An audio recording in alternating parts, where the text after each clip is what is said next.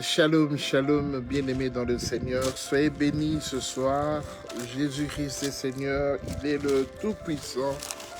Bien-aimés, nous sommes le vendredi 26 juillet 2024. Jésus-Christ est bon, il est merveilleux. Il est toujours Seigneur et il le restera toute notre vie. Parce que lui, il n'a point de commencement ni de fin. Il est l'alpha et l'oméga. Il est Dieu et il le restera durant toute l'éternité. Voilà, nous sommes là, fidèles au poste de bien-aimé, pour notre rendez-vous de tous les vendredis soirs dans la clé de la maison de David, le pasteur Ézéchias. Nous sommes là pour partager la parole du Seigneur et livrer le message que le Seigneur nous a donné pour ce soir. Mais avant toute chose, nous voulons d'abord prier pour la gloire du Seigneur. Tendre Père, nous bénissons ton nom parce que tu es le Dieu Tout-Puissant. Merci pour ta présence au milieu de nous. La Bible déclare que là où 2 ou 3 sont réunis en ton nom, tu es au milieu d'eux. Seigneur, nous savons que tu vas nous assister, tu vas nous conduire dès cet instant jusqu'à la fin, parce que tu veux que ta parole puisse donner la vie, donner la paix. La Bible déclare, il envoie sa parole et sa parole guérit. Que cette parole puisse nous apporter une guérison spirituelle ce soir, afin que la spiritualité puisse contribuer au physique, Père. Nous nous élevons contre toute perturbation, tout ce qui est contradiction, tout ce qui est distraction pendant ce moment, pendant la parole, que cela soit écarté de notre vie, de ce lieu, et c'est là au nom de Jésus. Nous t'invitons, Saint-Esprit de Dieu, à manifester ta présence au milieu de nous, que toi seul puisses régner du début jusqu'à la fin, afin de nous donner la paix et nous donner le discernement. Nous te bénissons, Seigneur, nous te rendons gloire et grâce, dans le nom de Jésus-Christ de Nazareth.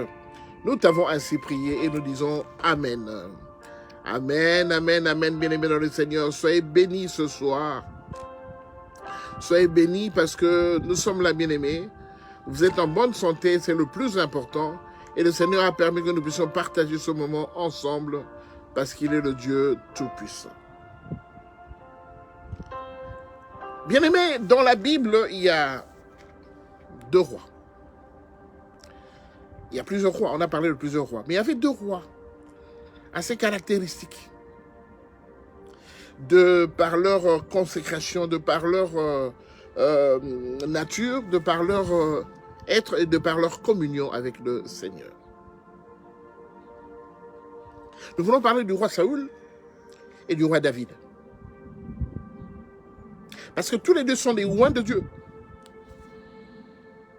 La fois passée, nous avons dit, ne touchez pas à mes oints, ne faites pas du mal à mes prophètes. David, comme le roi Saoul, parce qu'il était roi avant David, comme le roi Saoul, étaient tous des oints de Dieu. Ils étaient là pour la gloire du Seigneur, pour faire le travail que le Seigneur leur recommandait de faire. Nous allons juste épingler 2 petites différences qui a fait des 2 personnalités, ces 2 personnes que nous connaissons, mais aux mentalités différentes, à la façon de gouverner différente. On va juste lire un verset pour chacune des 2 personnalités, un verset, et puis nous allons énoncer le message que le Seigneur nous a donné pour ce soir. Shalom à tous ceux qui sont connectés ce soir sur notre page Facebook, sur notre page La Clé de la Maison de David YouTube, page YouTube La Clé de la Maison de David. Nous allons voir ce que le Seigneur nous dira des 2 personnes. Mais les 2 versets que nous allons attribuer à chaque roi, ce sera caractéristique pour voir les 2 genres de personnalités qui étaient là pour la gloire du Seigneur Jésus. Nous allons lire 1 Samuel chapitre 10, verset 1, et puis nous allons lire également 1 Samuel chapitre 16, le verset 13. 1 Samuel chapitre 10, verset 1. La Bible dit ceci. Samuel prit une fiole d'huile qu'il répandit sur la tête de Saoul. Il le baisa et dit, « L'Éternel ne t'a-t-il pas oint pour que tu sois le chef de son héritage ?» 1 Samuel chapitre 16, le verset 13. La Bible nous dit ceci. Non, 1 Samuel 16, 13. Samuel prit la corne d'huile, éloigné au milieu de ses frères. L'Esprit de l'Éternel saisit David à partir de ce jour et dans la suite, parole du Seigneur. Bien aimé, nous allons parler de deux genres de consécration, de deux personnalités qui sont aujourd'hui en vedette, le roi Saoul et le roi Samuel. Nous connaissons tous l'histoire. Le roi Samuel a géré, a dirigé Israël pendant un bon moment. Le roi Saoul, c'est le Seigneur qui a permis qu'il soit roi d'Israël parce qu'il réclamait d'avoir un roi. Alors c'était une volonté permissive du Seigneur que le roi Saoul a agi.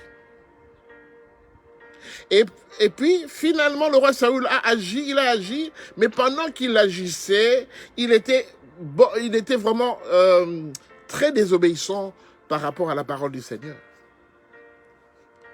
Il a désobéi à l'Éternel, je crois, plus de 3 fois. Et l'Éternel avait décidé qu'on puisse oindre un autre roi, et c'était le roi David. Alors, si nous voyons comment ils ont été consacrés tous les deux, nous comprenons déjà qu'au départ, il y avait anguille sur roche, comme on dit dans le monde, anguille sur roche. Il y avait quelque chose qui se cachait.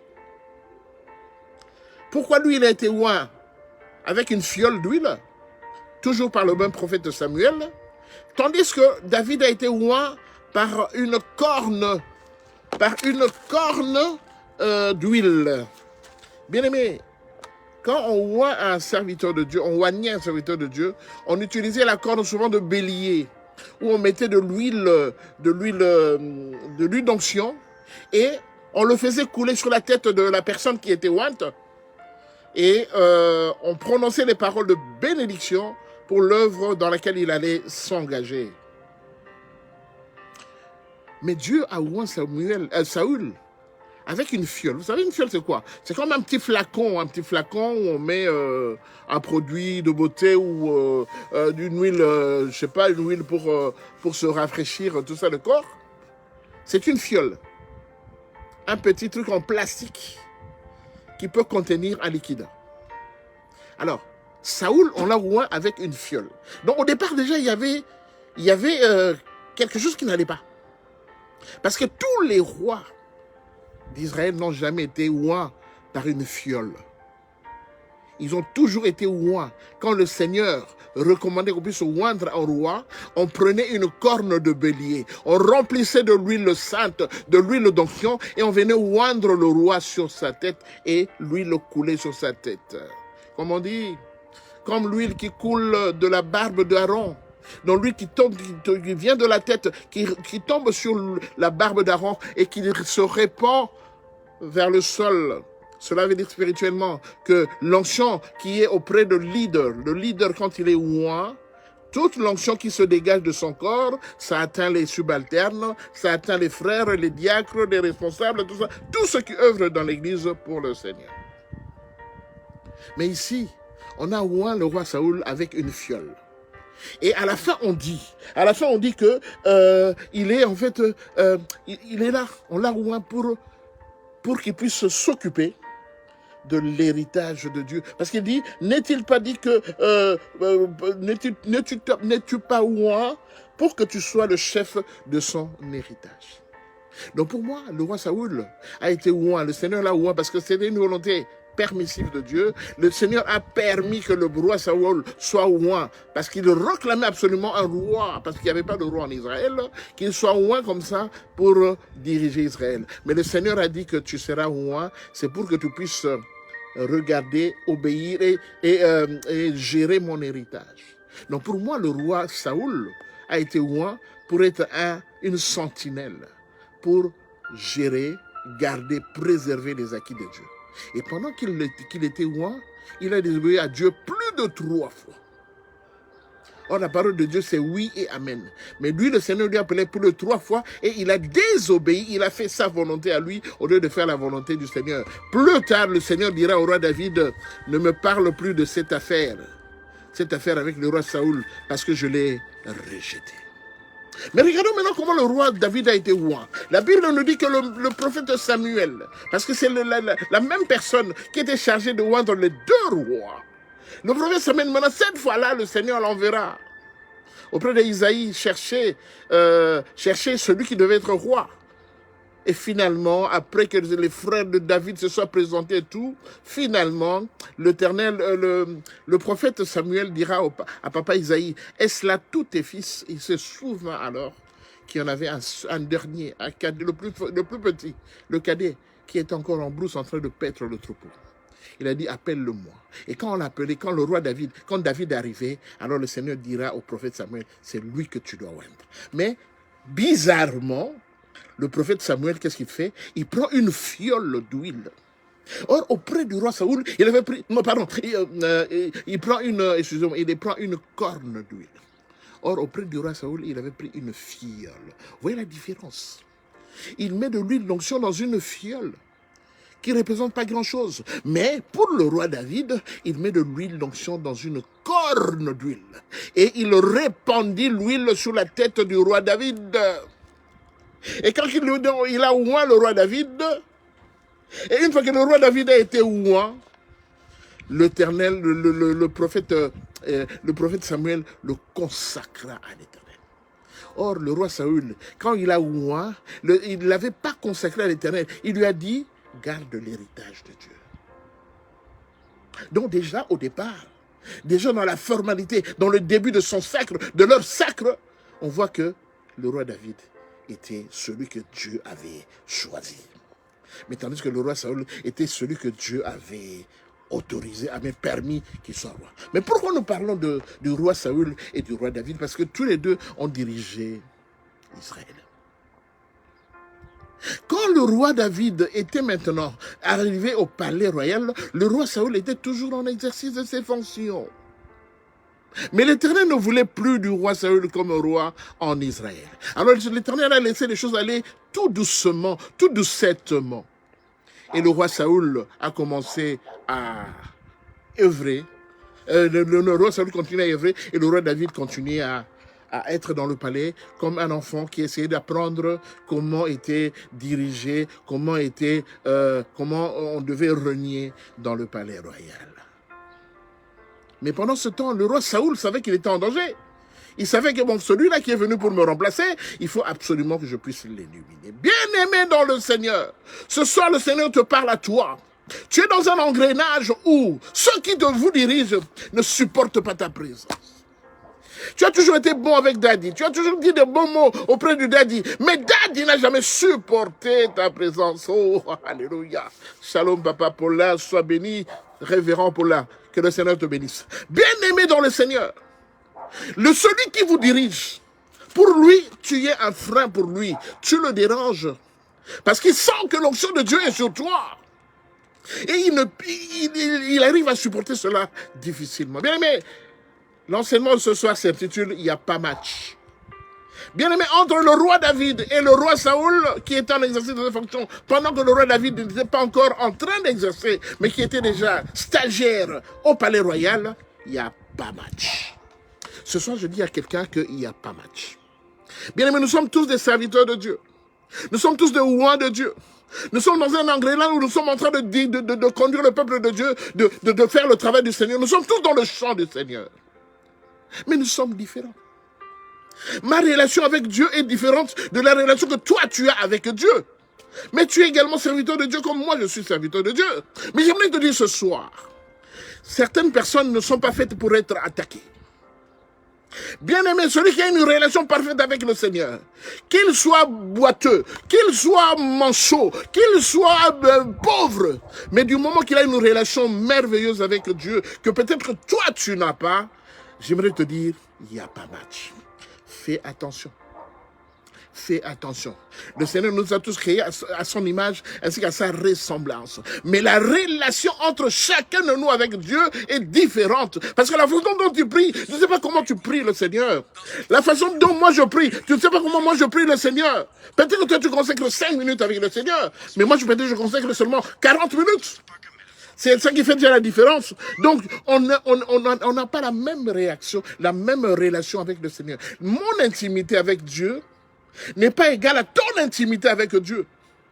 Et la Bible nous dit, bien aimé dans le Seigneur, la Bible nous dit qu'à la fin, chacun de nous sera jugé individuellement. Bien aimé, la sanction sera individuelle. Même si tu es avec ta femme qui prie pendant 2 heures et que toi tu pries pendant 1 heure, bien aimé, la sanction sera individuelle. Le Seigneur ne va pas juger tout le monde ensemble, il ne va pas juger une famille ensemble, il va juger tous les membres de la famille séparément. Alors j'aimerais dire à un frère, à une sœur, qui est aujourd'hui l'objet de beaucoup de critiques, l'objet de beaucoup de commérages, l'objet de beaucoup de murmures dans le monde, j'aimerais te dire que ta relation avec le Seigneur est différente de la relation de ceux-là qui te critiquent avec le Seigneur. J'aimerais te dire, be quiet, sois calme, sois apaisé. Regarde ta relation avec le Seigneur. Bien-aimé, chez moi, tu peux venir le matin comme le soir, me faire du mal. Tu peux me faire du mal pendant un moment. Pendant un moment, je vais subir le mal. Mais comme j'ai une relation avec le Seigneur finira par me révéler. Regarde le mal que tu as. Cela vient de telle personne, de telle personne, de telle personne. Regarde le blocage que tu connais aujourd'hui. À la source, regarde celui qui est à la base de ce blocage. Bien aimé, la Bible déclare que quelque chose qui est révélé, elle est condamnée. Aïe, aïe, aïe. Tu peux me faire du mal. Tu peux faire du mal à mon épouse. Tu peux faire du mal à mes enfants. Mais écoute-moi bien.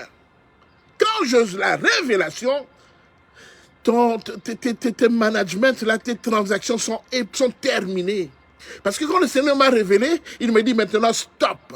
C'est pourquoi je vous ai toujours dit, le malheur atteint souvent le juste. Le malheur atteint souvent le juste, mais l'Éternel l'en délivre toujours. J'aimerais te dire, mon frère, j'aimerais te dire, ma soeur, arrête ce que tu fais.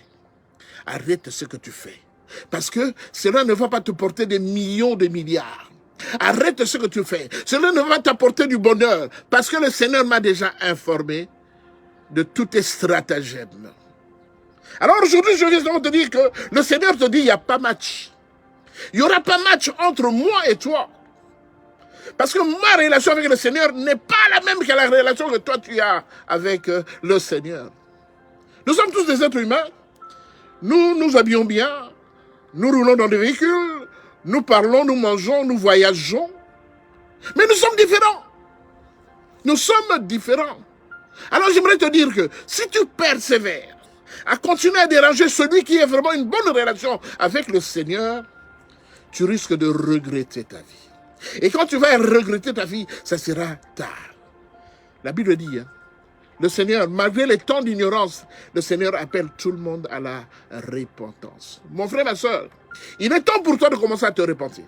Parce que si tu continues ton comportement, tes attaques nocturnes dans ma vie, un jour, tu seras dépouillé. Tu seras dépouillé, tu seras mis à nu. Le Seigneur va te livrer un spectacle, bien-aimé. Il va te livrer un spectacle. C'est pourquoi vous voyez, il y a des gens qui deviennent des fous.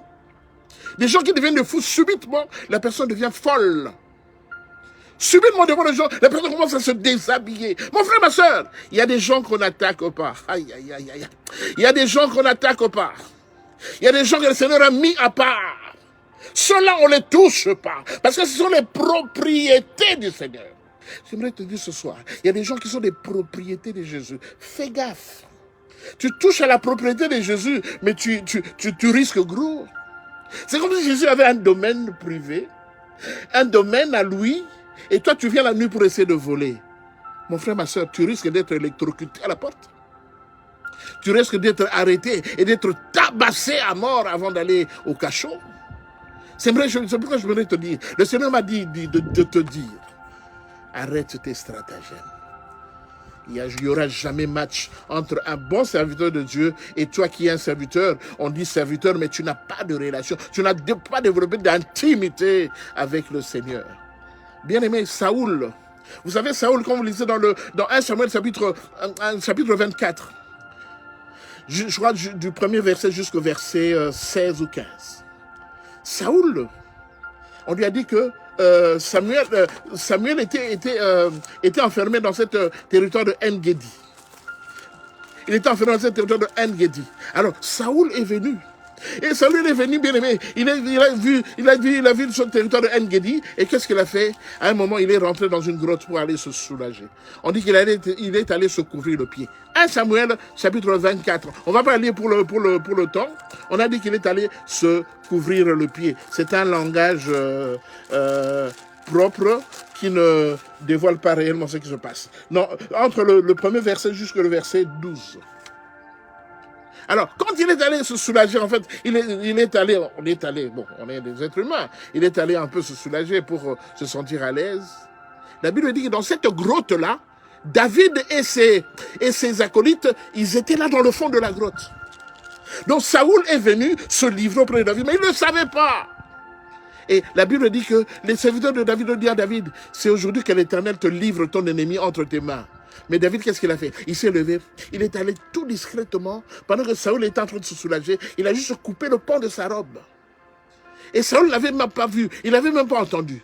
Quand Saoul a terminé ses besoins, qu'il est sorti, il commençait à partir, maintenant David est sorti, il a crié, oh roi Saoul, regarde le pan de ta robe que j'ai pris, je pouvais te faire du mal. Mais comme je sais que je ne peux pas toucher au roi de Dieu, mais je ne t'étais pas touché. Mais regarde, pour te montrer que j'étais venu, tu étais à ma merci, mais je t'ai épargné. Bien-aimé, écoute-moi bien, Saoul, lui, ne t'épargnera pas. David l'a épargné parce que David était vraiment le serviteur de Dieu et il a fait le travail du Seigneur. Il a épargné Saoul. Bien-aimé, et c'est à ce moment que Saoul a reconnu que réellement, il en voulait beaucoup à David, mais David l'a épargné. Mon frère, ma soeur, sache que Saoul, il va tout faire pour t'avoir. Mais comme toi, tu respectes le Seigneur, toi, tu ne veux pas la mort de quelqu'un, mais tu veux que le méchant se repente et qu'il le croie. Mon frère, ma soeur, il est temps pour toi, ce soir, de savoir que le Seigneur t'appelle.